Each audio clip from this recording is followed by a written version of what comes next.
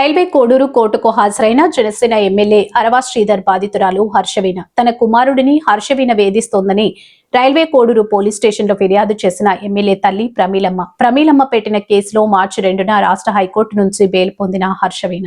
high court ఆదేశాలతో బెయిల్కు సంబంధించి షూరిటీలు స్థానిక కోర్టులో దాఖలు చేసేందుకు హాజరైన హర్షవీణ షరతులతో కూడిన బెయిల్ మంజూరు చేసిన హైకోర్టు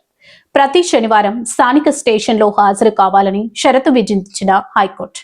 యూట్యూబర్ను దాడి చేసి నిర్బంధించిన మరో కేసులో ఇప్పటికే బెయిల్ పొందిన హర్షవీణ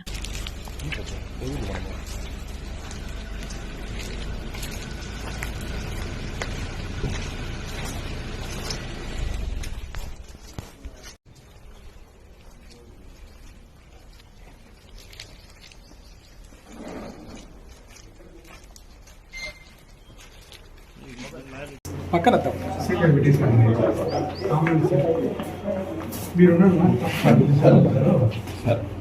మీరు అర్థం చేశారు